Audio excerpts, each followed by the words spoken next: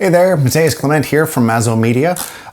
Just gonna talk a bit today about accessories and things that have helped me increase my production value in the videos that I make. And they could vary from smartphone application to DSLR to just giving different kinds of ideas. So with that said, the first thing in my hand is a iPhone bracket. I have found these incredibly handy. My iPhone goes inside of here. It makes sure that it doesn't cover the microphone or the lens, and it has a tripod mount on the bottom. And that tripod mount allows me to mount it to either a boom pole or a monopod, or a tripod if I need a quick second B camera if the urge so hits me. So it allows me to turn my smartphone into a B camera or a audio recorder if I'm really in a pinch. And on top of that, if all you're recording with is your iPhone, then you're able to use this to help stabilize your image a bit. And on the same vein, I have one of these guys. I'm not too sure what to call it. I know I got it from Future Shop, and the brand that it goes by is DigiPower. And what it is it's a combination of a grip that allows you to hold your camera or DSLR or anything that's got a quarter mount on the bottom. And it goes by varying degrees by this middle gray part. And so what you're able to do is give it different angles or go straight pistol grip on it. And in the case of the iPhone bracket, what you're able to do is you're able to use these two in tandem and get a really steady iPhone shot going on. And so these are really handy, but what I like about it is it's dual purpose, and that dual purpose is the fact that some legs kick out. And what happens is at that point, what you're able to do is you're able to have a low lying tripod. And that tripod allows me to either use it in hidden audio cases where I'm gonna use my iPhone with my audio. I'll attach my Zoom H2 to this. There's just a whole host of applications, or you wanna get a really low camera angle with your camera, and you just need to be able to also variably control the angle it's going to do at. So it's like a super mini tripod, and it's really handy when I'm trying to travel light. So dual purpose and really handy for both smartphones and DSLRs. And like I said, I got it at Future Shop. I'm not too sure what to call it, but the 2-in-1 feature is definitely the best. Small little accessory that will make your life a whole hell of a lot easier, especially when you start mounting stuff to your DSLR, is a hot shoe to quarter adapter. I picked these up off of eBay for $4, I think. So I bought 4 because I know that I use them a lot and they're really handy, and also they tend to go walking because they're so small. So they're nice quarter thread on there. The ball will allow you to do 90 degrees. I've used this with my Atomos Ninja, which is a field recorder, and it just goes right into the hot shoe, and then I screw the Atomos on. And really simple, really small, and I wish I would have known about it. I learned about this from DSLR Noob, and it's been invaluable ever since. Another thing that's been really handy for the DSLR shooting has been an L bracket. I picked this one up from a thrift store for $5, and the reason you want to get one of these if you're shooting on DSLR is, even though I use the DSLR neck trick where I push the DSLR with the strap around my neck and I get a pretty steady shot, sometimes I need to go handheld and I can't do that all the time. So what happens is, instead of trying to grip the DSLR on one side, what this allows you to do is to have, if you're holding the DSLR with one hand on this side, is able to hold it on this side, and you're able to get a much more steady shot going on with two hands. You get less motion going on, and it's really handy. This one I bought has 5 holes on the bottom, so I can vary what it is that I'm going to put on there, or various size cameras. Works really nice with my 60D and the articulating screen. I make sure I hook it up, and then I have the screen out here. That gives me a lot of options, especially this top was meant for photography, and so it moves, which is a good and bad thing. But what it allows me to do is it allows me to hold this part, and then allows me to have the camera low if I want. So this is really handy, gives a softer grip as well, but definitely the 2 grip part is really handy. These are all items that I'd really recommend getting right out of the bat, just to help make your DSLR more manageable. The other thing that I wish I would have gotten sooner, especially the fact that I use vintage lenses, is a set of macro rings. Because I use old Tacumar lenses that don't have electrical contacts, what happens is I'm able to get a macro ring that doesn't have electrical contacts. So this set me back like $15, whereas if you're wanting like a high-end one for your Canons and other electric contact lenses, modern lenses with autofocus, you're going to be shelling out like $100. I think the cheapest one I saw was like 80. And any cheaper, I start getting worried about the quality of electronics and what it could do to your autofocus. So this one comes in 3 sets. This one's a no-name one. There's like really high-end name brand ones, but I mean, they're extension tubes. What do you really need that's really expensive? So it'll go up to 3 extensions, and a lot of people, myself included, what I did right away was I was like, yeah, more macro, and I want as much as possible. And I was getting 1-to-1 magnification going on, except for I found that a much more practical thing to do was to skip the 2 larger rings and actually use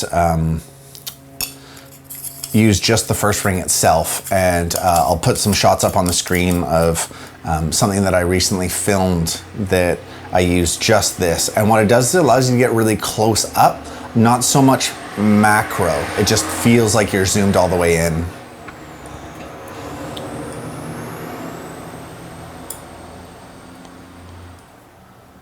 So with this step, I just have, I use this most of the time, and I use it in conjunction with my 50mm. Any wider and you start getting some vignetting on the edges because of the way that the light enters the lens. So the 50mm gives me the best macro. My second place is my 85mm Rokinon if I'm not looking for such intense magnification. Ironically, when you use a macro ring with a larger focal length, you don't get as much magnification. So the 50 seems to work best for me. And if I do need to go crazy uptight and see ants and their eyeballs, then I will use this extension tube. The problem is you lose so much light when you use these extra tubes, and that's the problem, is that it just sucks up light, and you need to be at such a high ISO or have super bright light. Quite often when you use macro rings, you'll want to have a ring light if possible. I don't have one, and so I just have to make sure that I'm throwing tons of light at it to make it look good. But definitely macro ring gives you like this huge production value that you wouldn't have had otherwise. Running water, especially when you use it with slow-mo. It looks nice with slow-mo when you macro something. It's just nothing we normally see, right? Slow-mo is interesting because of that, but then the macro component is something so close up that we normally wouldn't see. So especially bugs and wildlife is really cool with that. Another favorite of mine that I have is the eye loop. If you've never gotten one, I'd say hands down, bar none, this is the best accessory to get. This totally changed the way I did cinematography. And the reason being is that it does have a piece of plastic in here that does give you magnification on your screen. But what I found the most handy was the fact that you could compose a lot better. Instead of being distracted by everything that was going on around you when you were looking at the screen, but you see all this stuff around you, what happens is this totally concentrates you on the shot, and all of a sudden you'll notice stuff that was on the set. That's the worst. All of a sudden it's become so glaring that there's a bag or a C-stand in the way that you wouldn't have noticed before.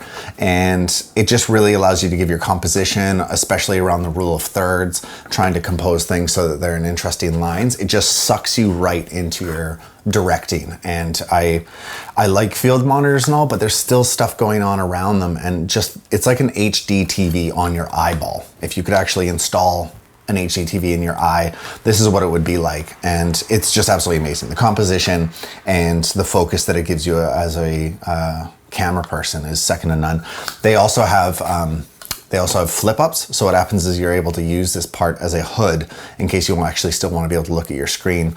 This is also really handy for when it's super bright out. When it's really bright, it tends to get really difficult to see your screen, and so when you have this on, you're able to just see the screen without it being all washed out. And this one that I got was actually a adhesive loop that I put on. I first put it on my T2i, and I would caution you, if you do have a T2i or have a look at your camera, mine had around the edge at the very top those sensors that detect when you put your eye to this to the viewfinder. What happens is it shuts off the screen. So there's 2 little pieces of plastic there, and when I pulled it off to put it onto my 5D Mark II, I ripped out those sensors. And so what happened was my screen wouldn't turn off when my eye went to it, and it caused a little bit of problem. So I had to go in and get that repaired. But the adhesive is super strong, and I would go over that over the ones that they have like a little extension underneath that go onto your camera and you screw on. And then what happens is then you're tying up your base plate, and then, okay, yeah, sure, they might have a thread on the bottom that you can attach your base plate to for your tripod, and then it's like all hinging on this one little area instead of the good flat surface of the base plate to the bottom of your camera. So this one was nice to be able to just clip on and then clip off. I use a little clip. As you can see in the video, mine, the actual hinge broke. There's a version 2 that's a lot better. So what I've done is I've used gaffer's tape to just tie up the other end and make that work in that manner. So actually, I don't even have my 5D anymore, so this loop is just sitting around and I can't buy just the base.